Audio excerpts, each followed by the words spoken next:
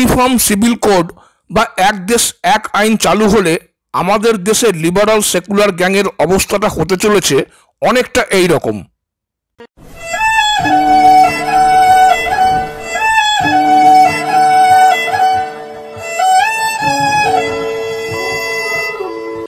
ইদানিং ন্যাশনাল নিউজে চোখ রাখলেই দেখা যাচ্ছে সরকারের তৎপরতা এক দেশ এক আইন আনার ব্যাপারে। তা যে কোনো সাধারণ মানুষ তার মনে প্রশ্ন তো আসতেই পারে, এটা আবার কি কথা? এক দেশ একটাই সংবিধান, তার আইনও তো একটাই থাকবে। সেটাই থাকার কথা হলেও এই দেশে এক এক ধর্মের জন্য এক এক আইন বলবৎ হয়ে রয়েছে। Yes, it happens only in India. UCC, uniform civil code, এই কোড মানে নিয়ম কানুন বা দণ্ডবিধি। যেমন ধরুন, গত বছর বিধানসভা ভোটের আগে খুব শুনেছেন এমসিসি মানে মডেল কোড অফ কন্ডাক্ট চালু হয়ে গেছে, যা সব রাজনৈতিক দলের জন্য অভিন্ন, ইউনিফর্ম। তারপর ধরুন আইপিসি, ইন্ডিয়ান পিনাল কোড, চুরি ডাকাতি খুন ধর্ষণ এই জাতীয় অপরাধের জন্য যে কোড ব্যবহার করা হয়, যাকে ফৌজদারি দণ্ডবিধি বলা হয়। এটাও সব ধর্ম বর্ণ জাতের জন্য অভিন্ন, ইউনিফর্ম। এবার আসি সিভিল কোডের ওপর। মূলত চারটি ব্যক্তিগত বিষয়ের ওপর দাঁড়িয়ে code: marriage, divorce, inheritance and adoption, মানে বিয়ে, তার বিচ্ছেদ, উত্তরাধিকার ও দত্তক। এই সিভিল কোড হলো ভিন্ন ধর্মের জন্য ভিন্ন, আলাদা। যেমন ধরুন, হিন্দু, শিখ, জৈন, বৌদ্ধ নারী পুরুষের বিয়ের বয়স নির্দিষ্ট। প্রথম বউ জীবিত থাকাকালীন কোনো অবস্থাতেই দ্বিতীয় বিয়ে করতে পারবে না। কিন্তু মুসলিম পার্সোনাল ল অনুযায়ী কোনো মুসলিম পুরুষ প্রথম স্ত্রীর অনুমতি নিয়ে দ্বিতীয় বা আরও বিয়ে করতে পারে, অর্থাৎ আইনিভাবে স্বীকৃত বহু বিবাহ। তারপর ডিভোর্সের জন্য হিন্দু, শিখ, জৈন, বৌদ্ধদের নির্দিষ্ট নিয়ম মেনে তা কোর্টের মাধ্যমেই করতে হবে। আর মুসলিমদের ক্ষেত্রে মুসলিম পার্সোনাল ল বোর্ডের যে শরিয়াত আইন রয়েছে সেই মোতাবেকই হবে। উত্তরাধিকার বা ইনহেরিটেন্স এবং অ্যাডপশন অ্যান্ড গার্ডিয়ানশিপের ক্ষেত্রেও তাদের নিয়মকানুন সম্পূর্ণ আলাদা। এবার কথা হলো, দুনিয়ার সব উন্নত দেশ, UK, USA, France, Japan, German, সব দেশেই একটাই আইন রয়েছে। কিন্তু আমাদের দেশে স্বাধীনতার ৭৫ বছর পরেও তা নয় কেন? উত্তর পেতে হলে চোখ অবশ্যই রাখতে হবে ইতিহাসের পাতায়। ইস্ট ইন্ডিয়া কোম্পানির হাত ঘুরে ব্রিটিশ শাসনের সেই ডিভাইড অ্যান্ড রুল পলিসির আন্ডারেই তৈরি হয় বিভিন্ন ধর্মের জন্য বিভিন্ন সিভিল কোড। হিন্দু, শিখ, জৈন, বৌদ্ধদের জন্য এক ধরনের, মুসলিমদের জন্য সারিয়া কোড, আর খ্রিস্টিয়ানদের জন্য তৈরি হয় ইংলিশ কোড। সমাজ সংস্কারক রাজা রামমোহন রায় জ্যোতিবা ফুলের হাত ধরে হিন্দু ধর্মের যে যে খারাপ দিকগুলো, সতীদাহ, বহু বিবাহ বন্ধ হয়। স্বাধীনতার পরেই বিএন রাও কমিটির সুপারিশে তৈরি হয় 4টি অ্যাক্ট। এ প্রসঙ্গে বলে রাখি, ভারতের সংবিধানের কথা উঠলেই একটাই নাম আসে, ডক্টর বি.আর. আম্বেদকর। কিন্তু হলফ করে বলতে পারি, খুব কম সংখ্যক মানুষই জানে ভারতের সংবিধান তৈরিতে কর্ণাটকের এই ব্যুরোক্র্যাটটির কী অবদান। 1948-এ সংবিধানের যে অরিজিনাল ড্রাফট সেটি উনিই তৈরি করেন। বি.আর. আম্বেদকর নিজেই বলে গেছেন, "The credit that is given to me does not really belongs to me. It partly belongs to Sir B.N. Rao." যাই হোক, সেই 4টে অ্যাক্টের পর থেকেই হিন্দু ধর্মের মধ্যে জেন্ডার ডিসক্রিমিনেশন বা লিঙ্গ বৈষম্য অনেকটাই কমে যায়। আজ ভারতের হিন্দু, খ্রিস্টান, শিখ, জৈন, বৌদ্ধ পুরুষ মহিলারা একসাথে পাশাপাশি পূজা উপাসনা করে। কিন্তু মুসলিম সমাজের দিকে তাকালে দেখা যাবে সেই ব্রিটিশ জমানা থেকে আজ পর্যন্ত খুব বেশি আধুনিক মানসিকতা সম্পন্ন হয়ে উঠতে পারেনি। কিছু অংশ অবশ্যই আধুনিক শিক্ষায় শিক্ষিত হয়েছেন, কিন্তু অধিকাংশই আজও নিজেদের ধর্মীয় শিক্ষার মধ্যেই আবদ্ধ রেখেছেন। 1937-এর শরিয়াত ল এখনও চলছে মুসলিম সমাজে। স্বাধীনতার পর থেকে গদিতে বসা রাজনৈতিক দলগুলোও এই নিয়ে উচ্চবাচ্য করেনি। ভয় তো একটাই, মুসলিম ভোট ব্যাংকে যদি ধস নামে। শুধু চুপ করে থাকাই নয়, ভোট ব্যাংকের রাজনীতির জন্য তুষ্টিকরণ যে কোন পর্যায়ে যেতে পারে সেটা জানতে হলে প্রত্যেককেই অবশ্যই জানা উচিত শাহ বানো মামলার কথা। যতটা সংক্ষেপে সম্ভব এখন সেটাই বলবো। শাহ বানো এই নামটা অনেকেই প্রথমবার শুনে 2019-এর 3 তালাক বিল পাস হওয়ার সময়। মধ্যপ্রদেশের ইন্দোরের এই মুসলিম মহিলাকে দেশের লাখ লাখ মহিলারা নিজেদের আইডল বানিয়ে নেন এই মামলার পর থেকেই। এপ্রিল 1978, 62 বছর বয়স্ক এক মুসলিম মহিলা শাহ বানো লোকাল কোর্টে section 125 1973 of code of criminal প্রসিডিওরের আন্ডারে একটা পিটিশন ফাইল করেন তার স্বামী মোহাম্মদ আহমেদ খানের কাছে মেনটেন্যান্সের দাবি তুলে। আহমেদ খান ছিল ইন্দোরের এক নামী উকিল। এদের নিকাহ হয় 1932-এ এবং 3 ছেলে ও 2 মেয়ের জন্ম হয়। শাবানো ছিল আহমেদ খানের মায়ের দিকের কাজিন। 1946-এ খান তার আরেক কাজিন হালিমা বেগমকেও নিকাহ করে। তারপর অনেক বছর 2 বেগম একসাথেই ছিল, কিন্তু 1975-এ খান শাবানোকে বাড়ি ছেড়ে অন্যত্র চলে যেতে বলে ও তালাক দিয়ে দেয়। সিআরপিসি 125 এ ব্যাপারে কি বলছে? ডিভোর্স দিলে অসমস্ত পত্নীকে অ্যালিমনি বা খোরপোশ দিতে হবে, কিন্তু আহমেদ খানের যুক্তি ছিল মুসলিম পার্সোনাল ল অনুযায়ী হাজব্যান্ড শুধু ইদ্দাত পিরিয়ডেই এই খোরপোশ দিতে বাধ্য। এই ইদ্দাত পিরিয়ড হলো কোনো মুসলিম মহিলার স্বামীর মৃত্যু বা ডিভোর্সের পর যে ওয়েটিং পিরিয়ড, যে সময়ের মধ্যে সে বিয়েও করতে পারবে না, সেটাই।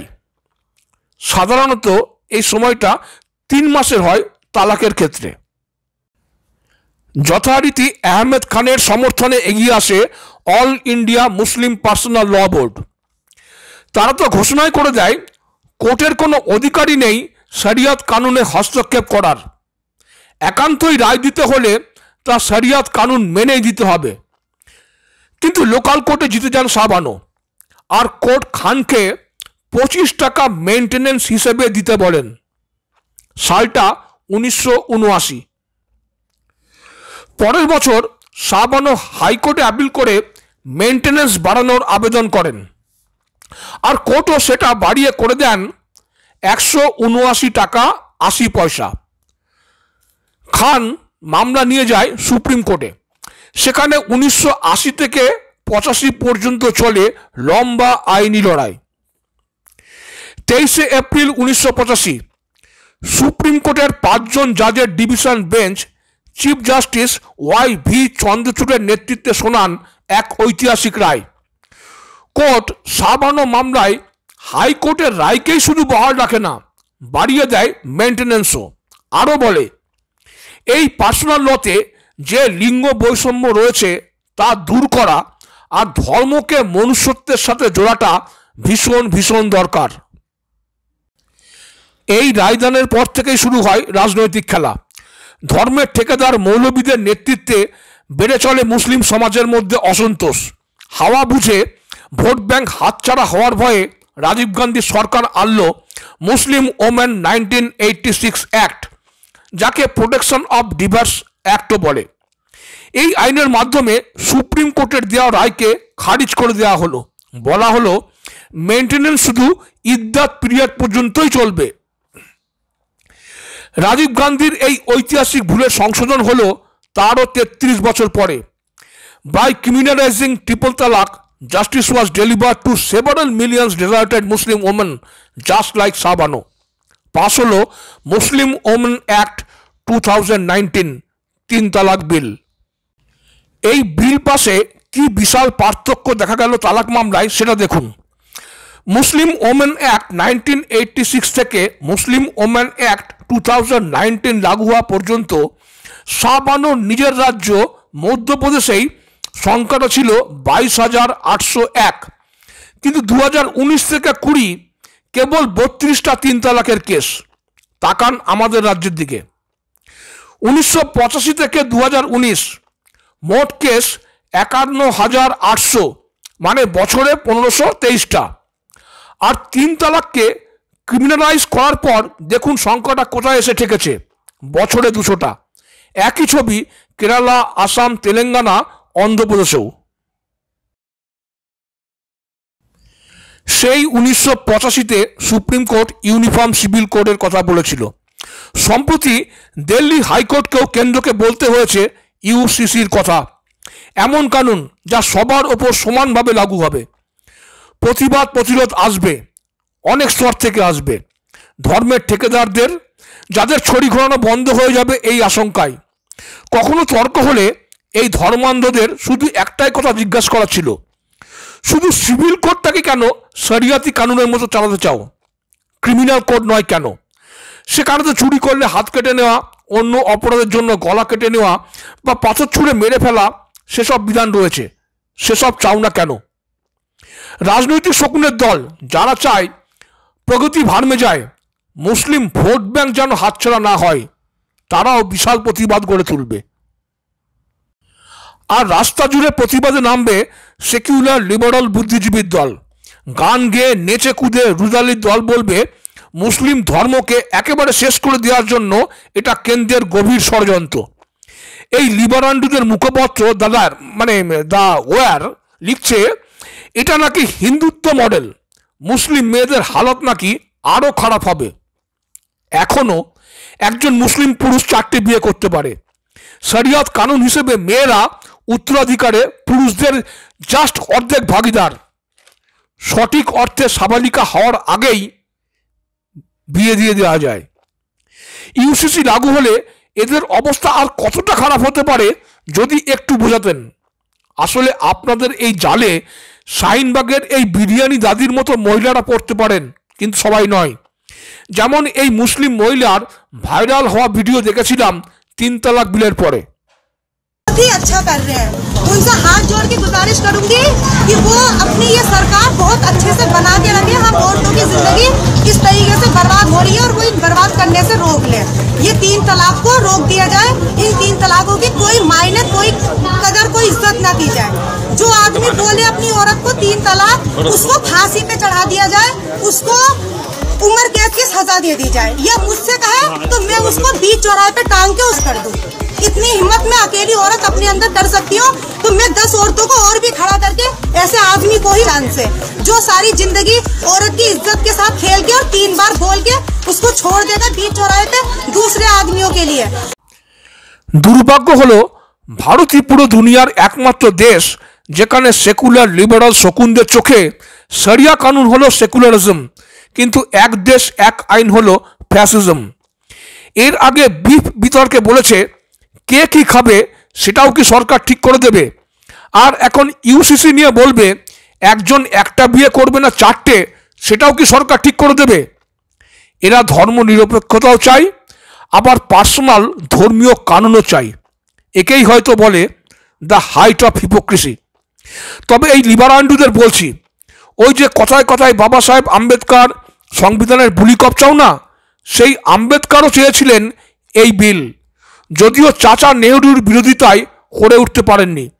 তাই সংবিধানের আর্টিকেল 40 পড়ে জুড়ে দিয়েছেন এক দেশ এক আইনের জন্য রাষ্ট্র সর্বতোভাবে চেষ্টা করবে। মুসলিম মহিলারা যদি এই প্রতিবেদন দেখেন, তাদের উদ্দেশ্যে শুধু বলবো, একদিকে শাহ বানো যিনি মুসলিম মহিলাদের বেসিক রাইটসের জন্য লড়েছিলেন, আর অন্যদিকে দাদি বিলকিস বানো যিনি বিরিয়ানির জন্য দিল্লির শাহিনবাগে লড়েছিলেন। সো চুজ ইয়োর বানো ভেরি ভেরি কেয়ারফুলি।